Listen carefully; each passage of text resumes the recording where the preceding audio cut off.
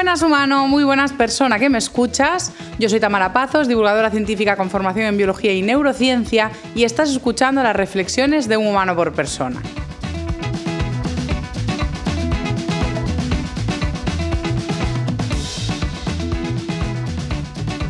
Te doy la bienvenida a otro episodio más en el que dejo atrás esas secciones de evolución, biología y neurociencia que solemos tener en un humano por persona para hacer una temporada estival un poco más ligera de reflexión así rapidilla. En este caso siempre lo hago acompañada de una bebida. La bebida del día no va a ser un café, sino que va a ser en favor de el episodio de hoy, que habla de una vida contemplativa, pausada, pues una bebida para la que me llevó mucho tiempo. Que es un zumo como el que había hecho en otro episodio, que son estos zumos verdes, que consume mucho tiempo hacer. ¿Por qué? Porque tú te pones a licuar un montón de bebidas, a triturarlas. En mi caso lo hice en la Thermomix, pero puede ser en cualquier tipo de batidora que bata bien. Y después tienes que pasarte un buen ratito mirando un colador mientras le das con la cucharita poco a poco, a no ser que te has gastado un dinero en una licuadora. Yo no lo hago porque a priori a nivel nutricional no me parece muy interesante la licuadora, porque solo hace zumos que dejan atrás gran parte de la fibra y demás, y lo ideal es tomar la fruta completa. Pero de vez en cuando sí que me apetece alguno de estos licuados y me los hago así a mano con todo el tiempo del mundo. El que voy a tomar hoy tiene zanahoria, jengibre y limones. Y eché todo en la trituradora y luego estuve un buen rato colando. Y como es rematadamente fuerte, esta bebida está muy concentrada, lo guardo en estas botellitas pequeñas y después lo que hago es coger un vaso con un poquito de agua fría y lo diluyo, ¿no? Que es lo que voy a hahacer ahora. Y queda un refresco veraniego súper fresquito, hecho en casa, natural, sin aditivos, de esas cosas tan horribles. No, la verdad es que no soy una persona muy en contra de ciertos aditivos.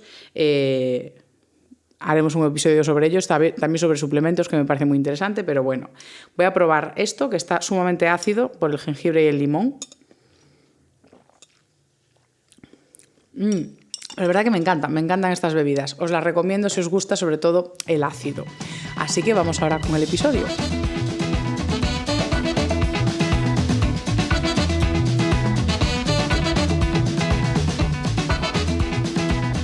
Quiero empezar el episodio con una reflexión que saqué de este libro, uno que tengo en pantalla si me estáis viendo en YouTube, que se llama Vida contemplativa. Y es que cuando empiezas a leer a este autor empieza a explicarte la paradoja del término tiempo libre y cómo el propio concepto de tiempo libre está sujeto al tiempo ocupado.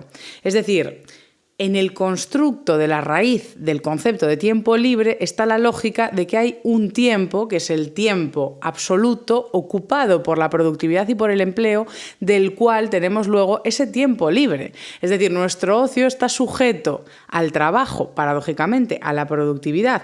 De hecho, hacemos una cosa que es bastante perversa, que es hablar del tiempo libre y del ocio como el descanso. Que el descanso está sujeto ¿a qué? Al tiempo de cansarte.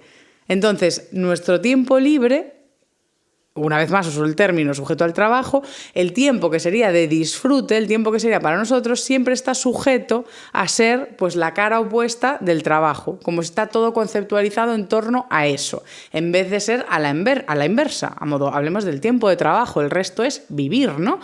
En definitiva, esto nos hace caer en el clásico trabajar para vivir, pero no es de una persona que sea adicta al trabajo, sino que como sociedad normalizamos ese vocabulario y esa cultura en torno a la productividad. ¿Por qué ocurre esto? Las causas son infinitas. Leyendo a distintos autores vais a encontrar distintas explicaciones a por qué hoy en día tenemos esta cultura. En concreto, yo os recomiendo a este autor, que he puesto 2 libros aquí.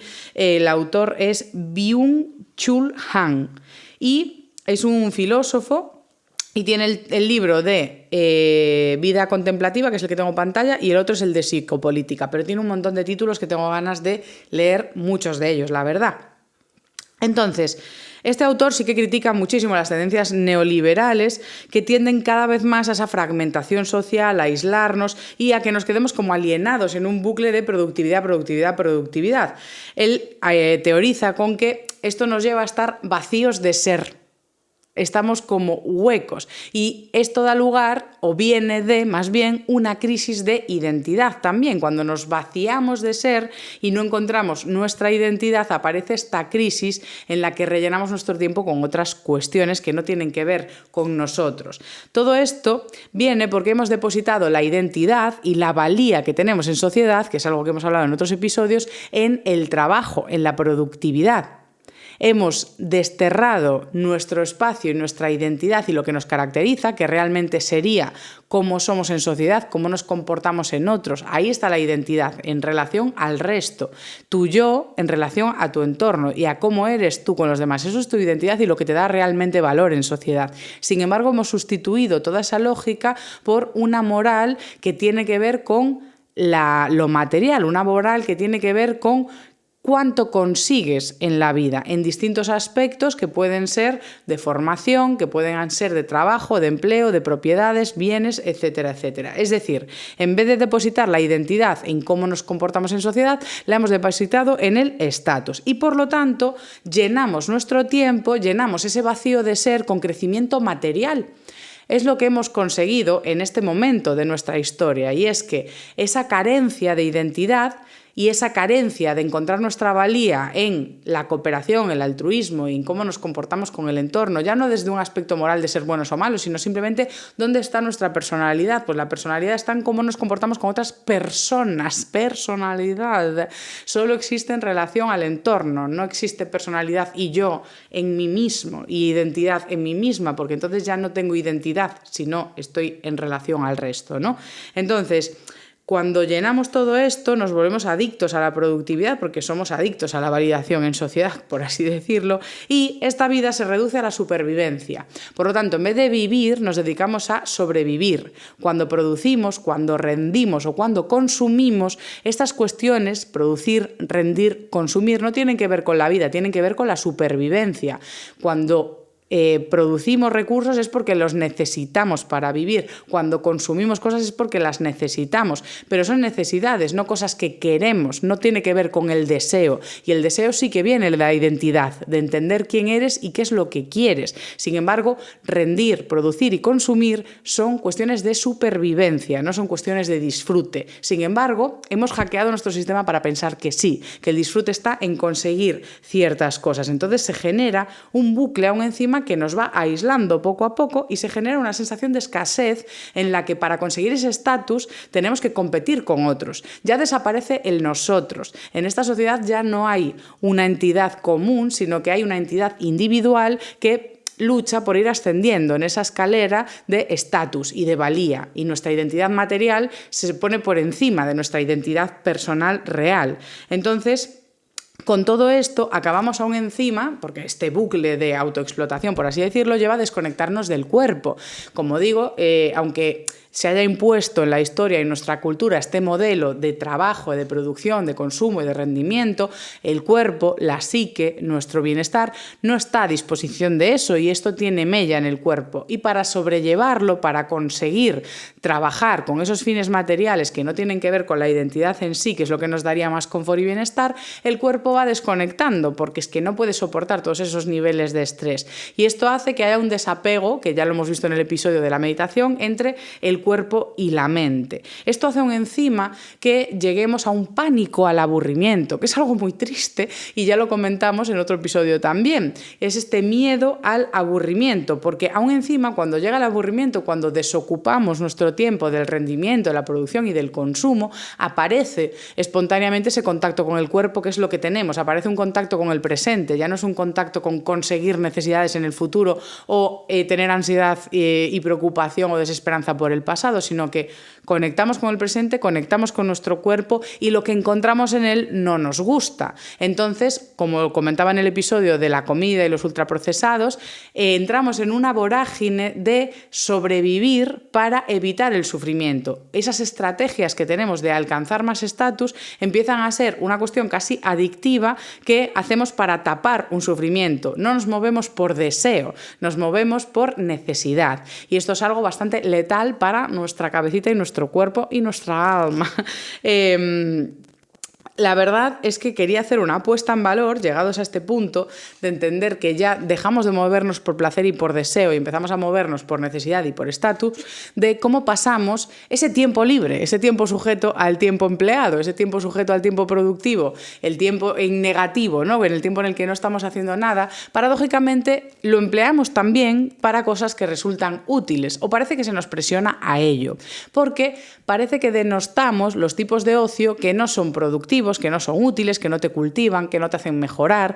Es decir, parece que se favorece más que vayas a consumir un ensayo que simplemente que te pongas una serie y ver una tele en la que no vas a aprender absolutamente nada. Parece que tiene más valor ese tiempo invertido en aprender y en mejorarnos. Tiene más valor ir a entrenar y a poner el cuerpo en forma que poner el cuerpo a disposición del disfrute, del placer y del descanso puro, del descanso que descansa, ¿no? Muchas veces anteponemos esa mejora, esa constante superación de nosotros mismos, de ir alcanzando mejoras, y al final, ¿cómo vas a apreciar verdaderamente tu identidad? ¿Cómo vas a apreciar quién eres? ¿Cómo vas a aceptarte si estás constantemente queriendo superarte y mejorarte? Es como una historia de nunca acabar. No quiere decir esto que no podamos tener ambiciones, ilusiones y focos de trabajo para conseguir metas a largo plazo, ¿eh? No me confundáis. Simplemente hablo de cómo empleamos ese tiempo que debería ser para nosotros sujetos a esa necesidad de hacer cosas útiles todo el rato, como si tuviésemos que ser unas máquinas de producir constantemente e ir llenando ese vacío de ser que os decía que subrayaba este autor, que me parece maravilloso. Por eso quiero hacer también una puesta en valor del contenido vacío, de verdad. O sea, hay veces que nos vamos a criticar, pues eso, algunos programas que dices, estos programas son basura, telebasura, todo es basura, y es como, o contenidos de vídeos de TikTok que simplemente son bailes, gatitos o perritos.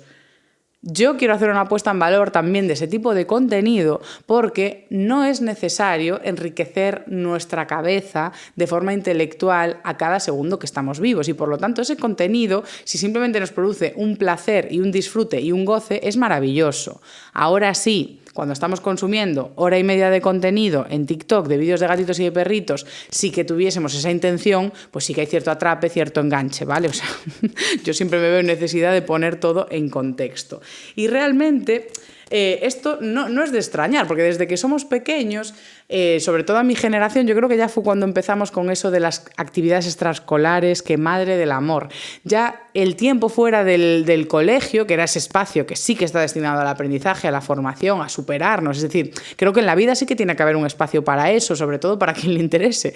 Pero en ese aspecto era normal que tuviésemos esas horas lectivas, pero es que al salir de ellas, las actividades extraescolares, lejos de ser tiempo de lecer, que diríamos aquí en Galicia, empezaron a ser un tiempo de más aprendizaje, y aparecían extraescolares de informática, de robótica, de yo qué sé. O sea, es que de verdad que ya hoy en día creo que es todavía peor, ¿eh? O sea, yo creo que lo más tal que había de aquellas debería ser informática y alguna cosa más que dices tú, idiomas, apúntanos a inglés, francés. Es como si parecíamos hijos de reyes todos, o sea, en constante formación. Es como, vamos a ver, que yo no voy a ser diplomática, igual simplemente quiero ser feliz, y a nadie se le ocurrió.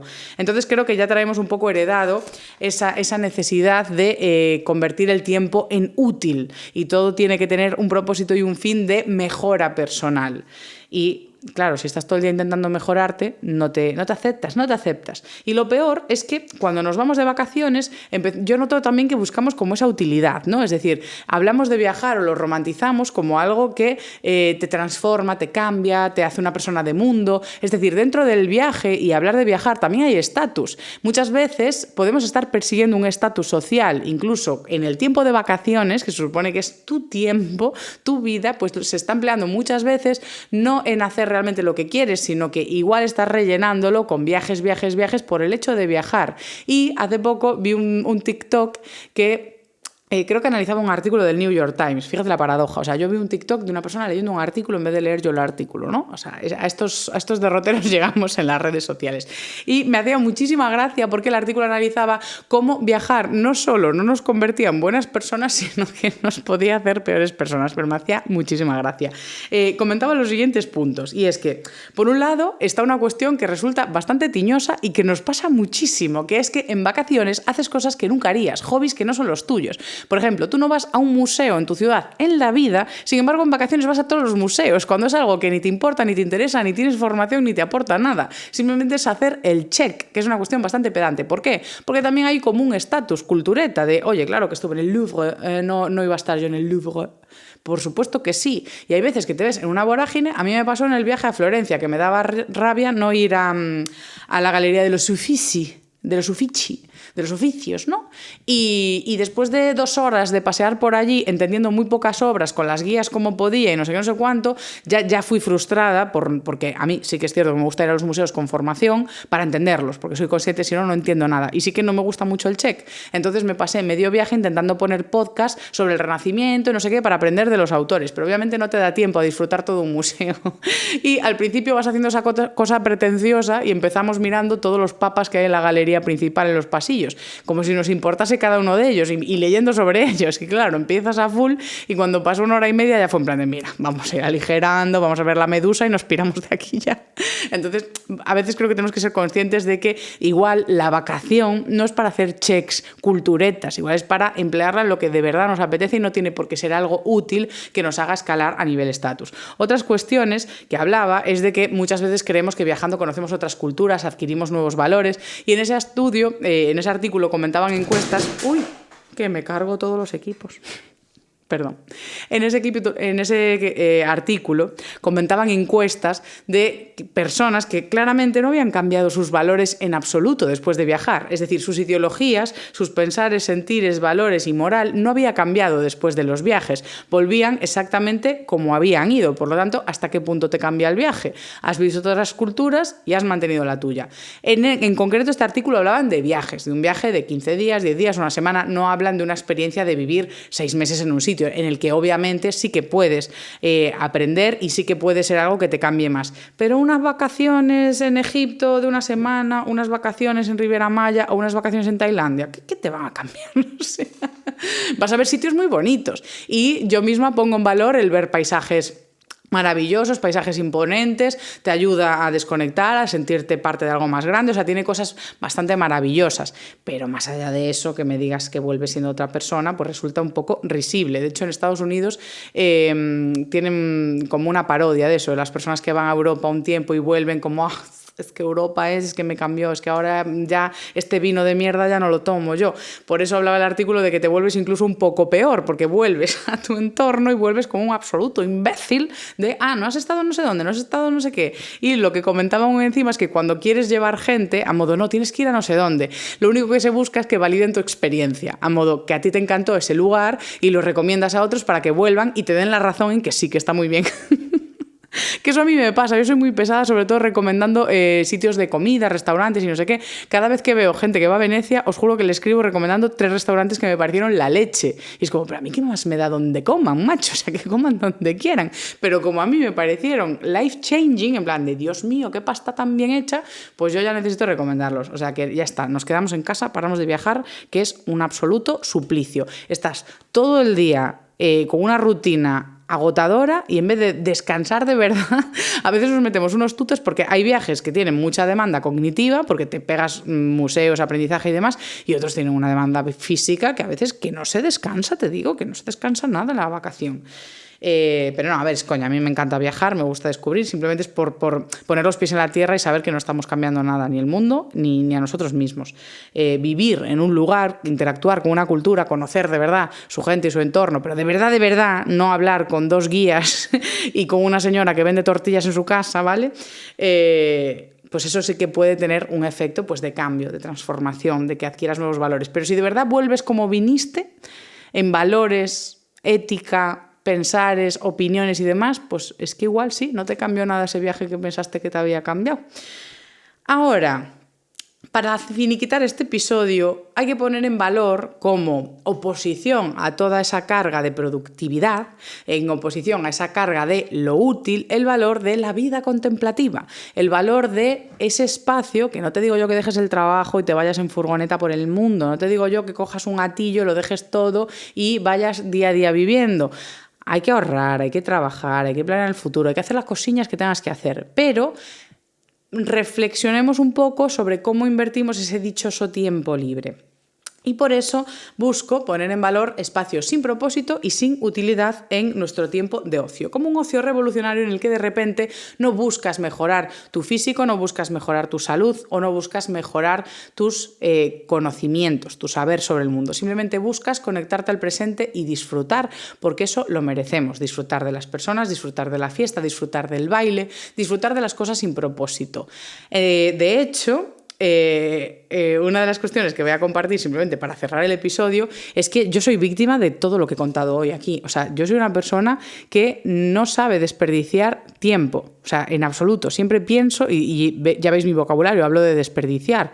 Entonces, es algo, o sea, yo en terapia me han enseñado a descansar sin culpa, o sea, a saber estar en el sofá, porque ahora tengo mis coletazos de debería estar haciendo algo y sé corregirlo, sé estructurar mis pensamientos para decir en plan de no, estás descansando y ya está. Pero aún así siguen mis tendencias de si me pongo algo en HBO o si me pongo algo en la tele o lo que sea, pues venga, hay un docu ahí súper interesante. O acabo de descubrir un podcast sobre geopolítica. De hecho, me encanta, os lo quiero recomendar, el de No es el fin del mundo. Me está gustando un montón, pero tengo que parar, porque yo no tengo por qué estar aprendiendo todo el día, es francamente agotador. Entonces, me pasa también con la lectura. Mis compras son predominantemente ensayos, casi todos también porque me ayudan a trabajar para el podcast, a generar contenido y demás, pero incluso hay algunos que leo que no son para el podcast, que son de temas que nunca voy a tratar aquí y sin embargo sí caigo una y otra vez en el ensayo. Entonces, dándome cuenta de todo esto al leer esta vida contemplativa, pues para estas vacaciones que me pienso tomar, voy a grabaros el siguiente episodio y me voy de vacaciones, pues he comprado varias novelas. Y se acabó. Basta con lo útil, basta con el aprendizaje, basta con querer ser mejores. Voy a intentar coger ese rumbo maravilloso de aceptar el ser y llenar mi ser vacío. Y mi ser vacío, llenarlo no de cosas materiales, sino de la maravillosa persona que soy. Aquí, Tamara Pazos, una maravillosa persona a vuestra disposición. Y con esto ya cierro, recomendándoos un zumito.